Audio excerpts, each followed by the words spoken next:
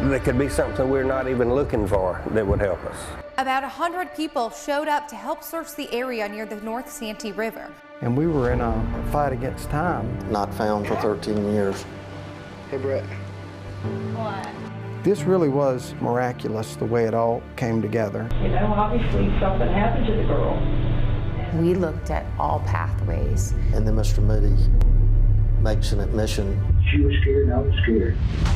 What gave you the right to put your hands on my daughter? It would be years to come to a conclusion. He wanted closure for himself. It was Mr. Moody's desire that we do this as soon as possible. Closure for Brittanee Drexel's family. He knew his fate. I was a monster. This is story of Brittanee Drexel, the teen who went missing in her spring break. In April 2009, Brittanee Drexel told her mom she would be spending a few days at a friend's house in Rochester, New York. Unbeknownst to Drexel, her 17-year-old daughter was, in fact, over 800 miles away on a spring break trip in Myrtle Beach, South Carolina without her permission.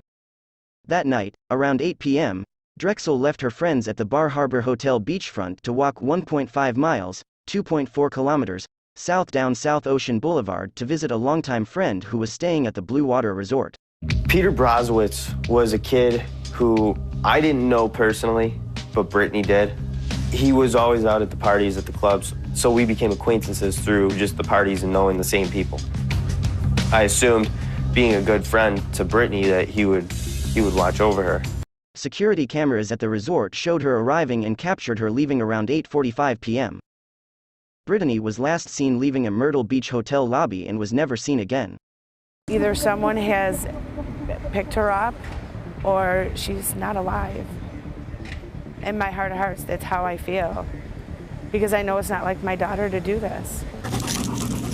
12 K-9 units and almost 15 investigators, the most since the search started, combed the woods near where her phone last pinged. All of our local law enforcement agencies, the Sheriff's Department, Myrtle Beach Police Department, FBI, were working and searching in hopes that we could turn them. Ultimately, a major break in the case retrospectively comes in around January of 2011. In 2011, investigators conducted a search at a motel in Georgetown, South Carolina where Raymond Moody, a registered sex offender, had been staying at the time of Brittanee Drexel's disappearance. Moody had also been pulled over for a traffic violation near Myrtle Beach the day after Brittanee Drexel vanished. Though the search of the motel produced no evidence that could connect Moody to Brittanee Drexel, details from the pullover provided clues. At the time of that traffic stop, Moody had scratches on his face. Claw marks, and on the face and neck, and the bald head. He shaved his head. I asked him, I said, did you have anything to do with that girl's disappearance? No, I would never do anything like that. I would never do anything like that. And I guess I believed him. But that thing has never left me. The first major breakthrough in the case came in 2022, when a confidential informer told the police that woman named Angela Voss had made statements regarding Brittanee's disappearance. Closer look into Angela's life revealed that she was dating Raymond Moody. Angela and Raymond became prime suspects, so they brought Angela in for questioning. They begin by asking Angela what she and Raymond had been doing around the time Brittanee went missing. You see why I'm struggling a little bit with this? Just because, like, some of these things... But, I mean, damn, that's a long fucking time. I can't give you a date. No, I see that. Or if it was Monday or Tuesday. I don't know. Yeah, just some of these things aren't lining up with, like, some of the facts that we have. Okay. So that's kind of what I want to get into. That's fine. Okay. But, I mean, I can't answer what I don't remember or don't know. I mean, if it's not lined up, I don't know. I just want to tell you what I remember. Okay. That's right. Okay. Good. Hey, Angel, I'm kind of a direct guy, okay? That's fine. I'm not going to beat around the bush a whole lot. I don't want to waste your time. Okay. I've been doing this for 23 years. Mm-hmm. I've been working this case for 6 years. Mm-hmm. And I want to ask you a couple of questions. I want to discuss with you a piece of evidence. Okay. All right? And That's fine. Good. I want to tell you beforehand that you've got to be completely honest with me, okay? Okay. So your answer, did you have any involvement in With what? picking up Brittanee Drexel? Hell no. From Boulevard? Mostly did not. She was never in a vehicle of yours. I don't know if she's in my vehicle. I'm gonna be honest with you, because he had my vehicle. Okay, so you don't know. She was never in a vehicle with you. No, never in a vehicle with me, no, period. Okay. No. You're absolutely Positively positive, too. okay.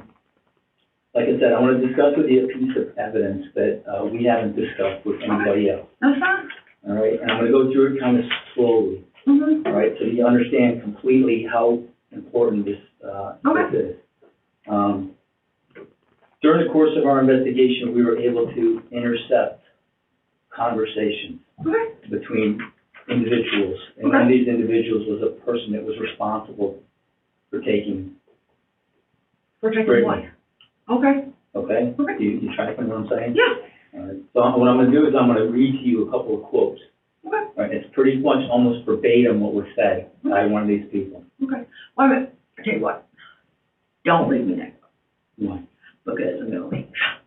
Why? Because if you're trying to accuse him of anything, then I'm not going to be involved in it. Because I say he didn't, okay? I say he did not. I'm not accusing him. I'm not, yeah, you are. That's what that was. I'm straightforward too. Can we just talk? No, I'm straightforward too. I don't think he did. And you're not going to involve him in it. This has nothing to do with him. Yes, it does. It doesn't. It doesn't. Amy, All right, hold on one second. No, I'm not. Let's give us one piece of I said information. no means no. I gotta go. 30 seconds. Angela becomes very defensive when she realizes they are accusing Raymond of being involved with Brittanee. Outside of the interrogation room, another officer has conversation with Angela to get her come back in. They explain the reason they were led to Angela is because one night while she was drinking, she was approached by a confidential informant who told her she believed Raymond was involved. This made Angela so angry she told them that she had done it and not Raymond. We're in here. I'm back. Okay, air conditioner's working because my office is hot. You know what? So, it works in here. We'll chill it. Yeah. Thanks for coming back. Hold on. You need anything? I need a minute. Wait a minute. You need anything? Give me a ring. You know, y'all need anything? We good? Y'all need anything? Good. Good. Okay. No, don't need anything. All right. Thank you. Okay. I'm back. Thank you. I'm back. Thank you. Because I know what the conversation is. All right, well, he told me. I didn't know. I just thought it was something, Ray had said something, and I missed, I don't know. But, yeah, I did say what I said, and I was talking to Karen, a friend of mine, and I was highly drunk. We've been out all night drinking, and she kept asking me questions about Ray, and everybody that I was accusing Ray. So, yeah, I did say something. I did. You want to tell me about it? Well, no, it's drunk of it. I was just wanting everybody to leave him alone. So I put the blame on me instead of him. Is that true, though? No. I would never hurt anybody. What's the truth, then? I don't know the whole truth. I don't know where he was that night. I believe you, Angel. I really do. I really don't. I do. I believe you right now. And I'm not. And even Ernie asked me, do you think he did? It's just that we're at the point I don't know. Can I just explain one thing to you? Yes. What I want you to do is, it's most important at some point in time this to tell the truth. You've been living this. You're a person with a conscience, right? Yes. And I'm not saying what recording is what recording. I'm not acknowledging any of that type of stuff. But all we're looking for, we need your help, right? To piece this thing together. I know. I was not about to what my belief is it does depends upon the evidence.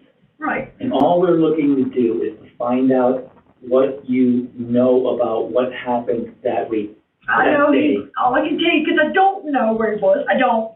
He did have my vehicle. I don't know where he was. You don't know where he was? I don't know where he was. I do know he called me and he sounded upset and all this kind of stuff. He didn't say anything about why he was. I said, I don't know. I don't know. Do I think there's a possibility? Of course there's a possibility. I'm not stupid. I do know that. But I don't know anything to say, yes, he did. I don't know. But do I do sometimes, because I don't know where he was, and he wouldn't tell me where he was. And he did have a couple scratches on. I don't know. I don't know. Angela claims when Raymond had returned he had scratches on his face.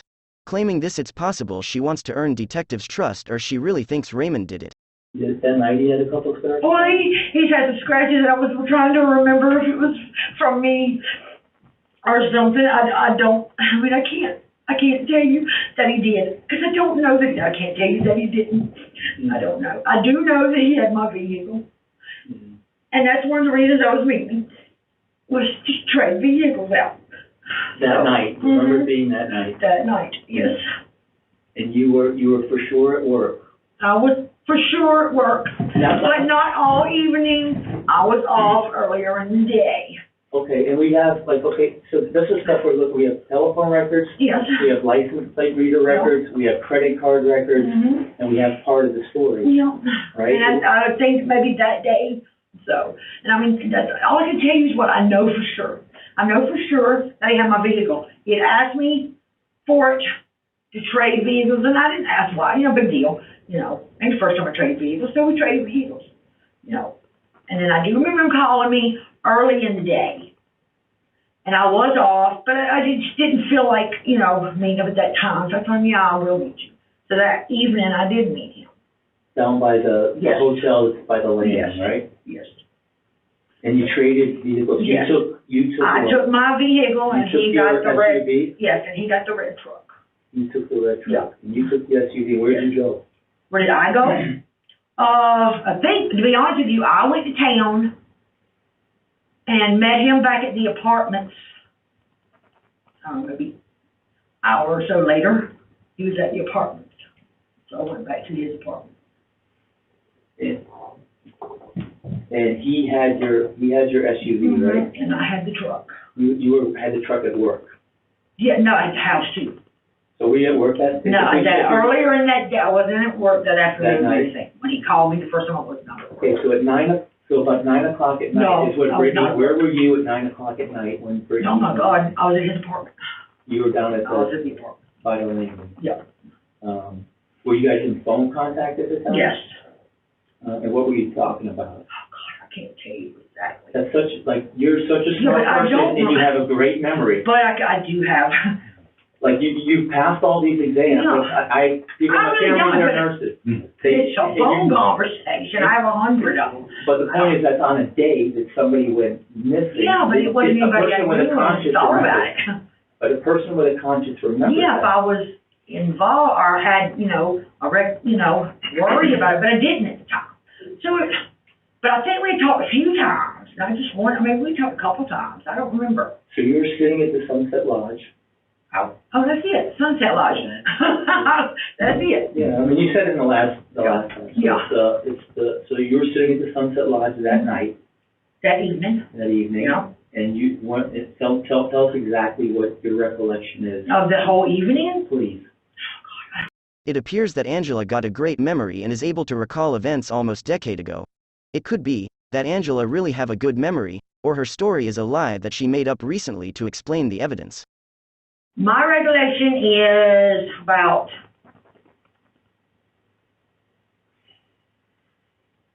I went to the apartment. First time I went to the apartment, he wasn't there. What time? I'm going to guess 5, 6, somewhere around there. He was already up. Did you know where he was at? No, he didn't tell me where he went. And I asked, but he didn't ask. Fair. I mean, he didn't tell anything to me. It wasn't a big deal, whatever. Actually, I thought he was probably meeting Ernie, to be honest. Okay. So, I went back to my house. He called me, said something about trading vehicles, and he wanted me to meet him. And I said, all right, what time? He said, give me about an hour. Do you remember, so we have the phone records. Do you remember when those calls? Oh, my God, they were in the evening, maybe 8, maybe 9, when I met him, somewhere around there. Okay, so you drove from your house in his truck? His truck. And you met him at the lodge? Yep. And he had your vehicle? Yes. And you traded vehicles? Yes. And you left? No, I stayed the night. You stayed there? I only got something to eat in town, but I came right back to the apartment. What happened the rest of that night? What happened between you and Ray the rest of that night? The rest of that night? What other things happened? Yeah, I don't remember everything. I really don't. I know he's left for a little while. Came back. But he told me he went to Ernie's. I don't know if he did or not. I really don't, I don't know. I can't tell you that. And you might have. Just go ahead. There are certain there's a series of calls at a peculiar time. Okay. What's the cause? I mean, what time? I don't know. Like, that are different, like super early. Yeah, I told you he left at some point. I don't know where he went. So what was the conversation? Well, one conversation was where he left. One was kind of lengthy. You know, one lasted quite a while. Okay. I don't know. I don't know. I mean, I really don't. I can't tell you. I don't remember being on a lengthy conversation. Maybe he was going off about something, which he does sometimes. Still does that. Mm-hmm. I mean, I really don't know. I can't tell you conversations about it. I do know he left at some point. Told me he went to Ernie's. Do I know that? I don't know. Like, I only know what I'm told. Like, I don't follow him. I'm not chasing him down. I totally believe you. So I don't know where he went. We're trying to line the story up with the phone records. I know. So if the phone records put you guys in a certain place, yeah, I mean, it is highly likely. The story has to be consistent. Yeah, if he went somewhere in the middle of the night, then yeah. And so there's no reason your phone, and maybe you might be surprised how much I believe you in some of these things. Is there any reason that your phone or you or a credit card would put you on or near the boulevard that evening, not at your house, that evening between, say, 4 or 5 p.m.? Well, my card was in the vehicle. Your what? My card was in the vehicle. Your credit card? Yeah, in the glove box. Does he use your credit card? I mean, we've used it before to get gas and stuff like that. I just tell him, like, you just go in and pay or whatever. What about another type of purchase that might have been done? I don't know what purchase was done. I mean, I don't know. That's what I'm asking. Yeah. I'm just saying that there's... I mean, there's... Like I said, I don't know. It was in there. I mean, my card was in there, which is where I kept it, which is, you go to my card now, I left my card's in there. Would your phone have been in there too as well? It could have been. I don't know.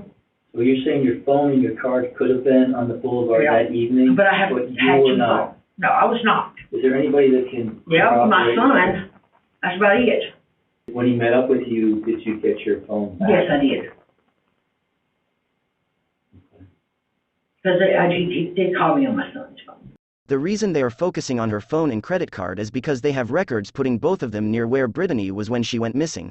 They also have video footage of her vehicle the same time.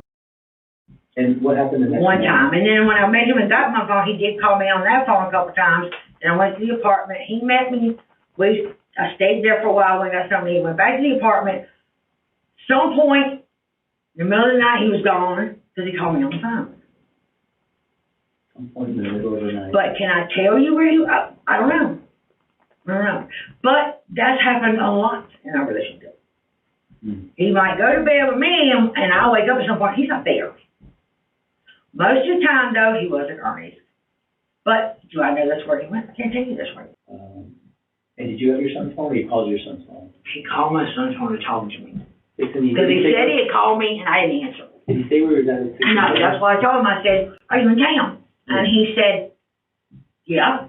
And I said, well, are you ready to tell you anything? He said, no, I got a couple things to do. He said, I'll call you when I'm done. I said, okay. So he called, told me he was on his way back. He didn't say from where. So I went to the apartment. He wasn't there. Waited a few minutes, still wasn't there. So I left. And then I went back later. Okay. So if the vehicle was on the boulevard at the exact time, pretty much, that Brittanee goes missing, then your recollection is that would have been Ray in your vehicle, if that was your vehicle. It was my vehicle. By himself? Like, yes. As far as I know, but like I said, he went to the Dave Murphy talk. So did he meet it with somebody? I don't know. You know, I didn't ask. I don't want to know. You know? Yeah. So I can't say he was by himself. When he left, he was by himself. When he came back, he was by himself. When you saw him back at the lodge, he was by himself. He was by himself.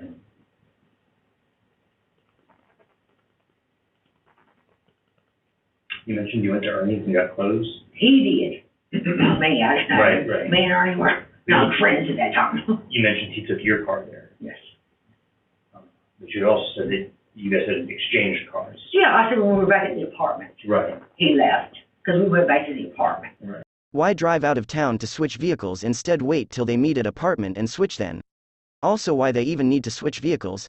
These are the many questions detectives have about Angela's story. So if the vehicle was that night at the landing, right? That would not have been you, is what you're saying. Oh, no, not me. The time that you took your phone in that vehicle and you were never at the landing that evening. No.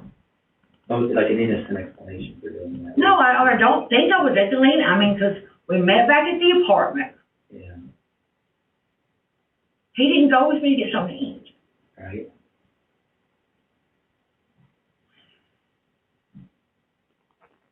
No, I don't think it was just landing, no.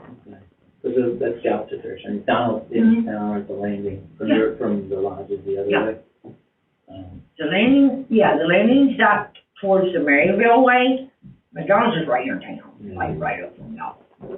I mean, I'll be quiet in a minute, but obviously whoever did this made some, mistakes that night, right? Well, it wasn't just them. There was other girls out with us, and it was just, I was drinking, and it was just bombarded, you know? What do you mean? I'm sorry. It was all over town anyway. It was on the news. Yeah. Everybody knows I'm with him. So yes, I get harassed all the time. I know. You know, it's just bullshit what he did when I didn't even fucking know him. Yeah. So, I was frustrated. I was drunk. So I got pissed off. I was like, no, fuck, you didn't do it. I goddamn did it. You know, so, no. And then I don't even know what else. I was drunk. I know what I said something about the girl hit on him or something. I don't even know what I said. You know, to be honest with you, I did say I was pissed off. I just wanted to leave him alone.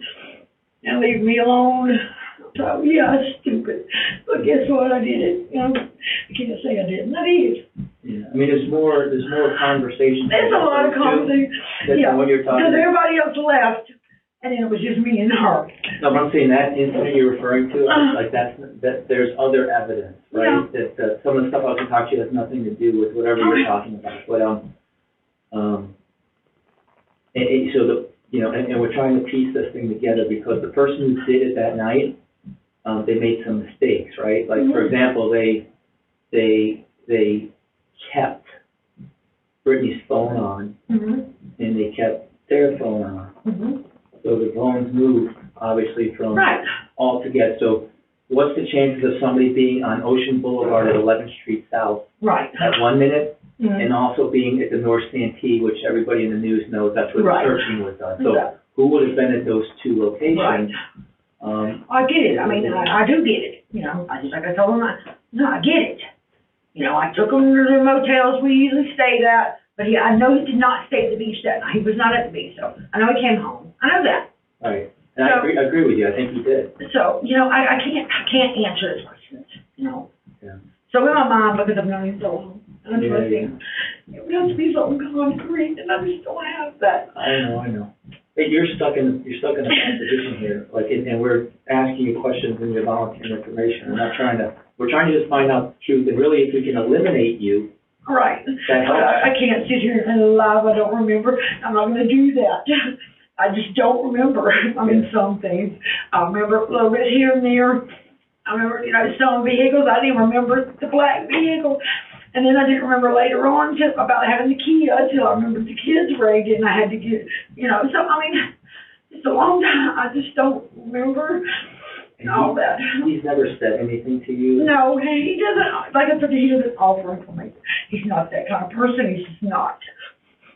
And he doesn't talk about things that are passing if I ask him because he says he just wants to leave the past in the past and get on with his life. Okay, I get that. I do. Yeah. I'm not straight and narrow. The stupid shit when I was younger too. And I just don't want to talk about, even when people ask, I remember when you were 20, I don't remember. I don't care, I don't want to remember, So, but, could he have done it? I know he could have, I do know that. But you all want to believe that? No. I know you don't. I believe you. I believe you don't.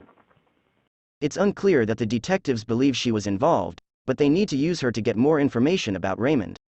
We think you have an opportunity here to possibly discuss some things with him about this. We think that you both might have some information that might help us, right? Yeah. And so we're going to have to continue to investigate this. Right, and we're going to have to continue to talk to people about this. Yeah, I get it.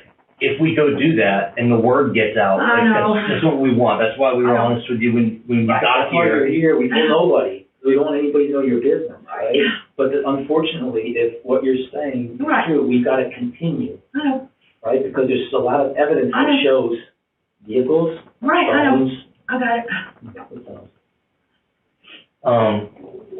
What do you think you could do to help us out? What do you want me to do? Is what I'm asking. I mean, at the end of the day, we're looking for Brittanee, the body, right? So that is the gold. That is a golden ticket. I'm sure it is. Right? Yeah. And we believe like that you might be able to help us. And if let's just say if Ray was involved in that, then he would obviously know where that's at. Of course. So if we were interested in your ideas, if we were to ever try to find that, that's really what the goal of this case is, right? Is to do that. So if there's anything that you could think of. I would say the best thing is to put a bug in his vehicle is all I can tell you. Well, how would that lead us to her body? Is there any chance he could have had another role? Another what? Could he have been involved in another way? What do you mean another way? I'm asking. I don't know what you're talking about. What do you mean another way? When he left, could that have had something to do with it? When he left? In the middle of the night? Did it have something to do with what? Brittanee? I have no idea. I mean, he said it was Ernie's. That's all I can tell you. You know, but could it have? Of course it could have. You know, could it? You know, I don't know.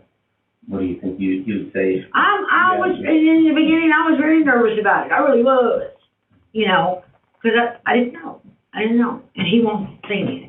You know, so I didn't know. I still don't know. So does it make me nervous when people bring it up? Yes, it makes me nervous. You know, of course it does. Because I'm living with somebody who could have. Right. You know. If you asked him if he was involved, would that be different? No, he said no.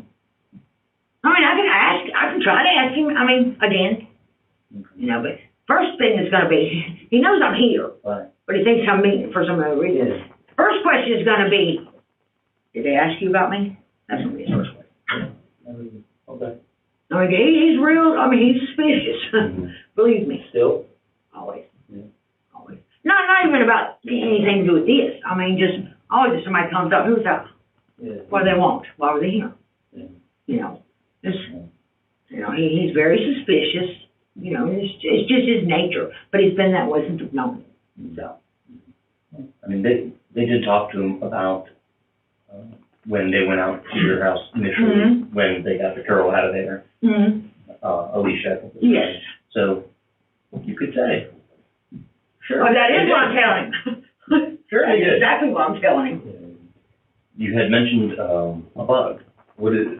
Is that something you think would work? Is that something that you think you could do? Oh, yeah, I can do it. But our sincere goal is to get the truth and to work with you. Right. Like, we genuinely want to do no, that. I mean, I get that. I believe you. Because there's a lot of evidence that points at you. Right. And if what you said happened, and that's true, and we can prove that, that's critically important. And we would want to work with you to try, we just want the truth. Right, I know. Like, and whatever it is, and we think you might know. Right. Right, but we can't wait. So, but we want, out of respect for you, we'll say, hey, look, tomorrow. I'll meet with you tomorrow. If we meet tomorrow, if we meet tomorrow here, and we have this discussion, think about like where you're at right now, and then we make some decisions, and we want to move forward together. Okay. That's our goal. That's fine. Right? I mean, that's really where we want to be, and you gotta believe that, because we just want the truth. I know. And ultimately, we want to just find Brittanee. I mean, I do believe. And that would, if anybody that would have that information would be holding a very, very valuable, valuable card. Oh, I know. Like if they were very scared that they're in trouble, they also have significant leverage. Yeah. Right now, and if that leverage goes away, if I had that leverage and I got hit by a bus, like that's gone. Like there's no chance of getting that information. Well, let me tell you this. I don't care what. I promise you, on my children's life, and I lost a son in a car accident. I know. I'm sorry. I don't know where Brittanee is. I don't. I do. Really I believe you. We want to work with, but we want to try to get there. Yeah, I know you do. And if there's little pieces early on that you Right. can remember tonight and say, maybe it was just I was riding in a car when something happened. Right. Then okay, let's work with that. I get you. Right? And then we work with it together. You say, but I don't want people to know this. Then Right. We work with you on that. So maybe we can do it this way, but we need to know it. And you might be shocked how much I believe you. Really? You might be shocked how much I believe you, but I also know that there's facts in there Right. too. Yeah. And we're willing to give you that time, right? Because we appreciate you coming down. A few days after Angela's interview, Raymond Moody turned himself into the Georgetown County Sheriff's Office on the basis of an obstruction of justice charge. The only person who ever told this story to is my lawyer. Angel never even knew the real story. She never knew. Anyway, when I was going down Ocean Boulevard, we were going along pretty slow driving. I was driving, and pretty walking speed. And I saw the Drexel were walking along the sidewalk, and I was smoking pot. She noticed that, walked over to the door and said something about that smells like good weed. I said, yeah, you want some? Sure. Get in. She hopped right in the back without a problem. And we smoked the weed, went down the boulevard, and we're just in small talk. Angel's not really saying anything, but we're smoking the pot. And I said, hey, you want to party a little bit with us? We're going to get some cocaine, you know? She said, sure. So we started driving. We were just driving around, smoking, talking. And went right into Georgetown, went right to a spot where we used to camp out down by the river. And we went down there, and I was by myself with her, because Angela left for a while to go see her son. As things got out of hand,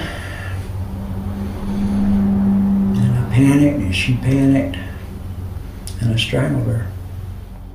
Moody confessed to the crime and provided the location of potential remains. The FBI excavated the site over the next 3 days. By May 11th, human remains were located, buried in the woods off a gated private drive outside Georgetown, about 4 feet into the ground. They were identified as Drexel's through DNA and dental records on May 15, 2022.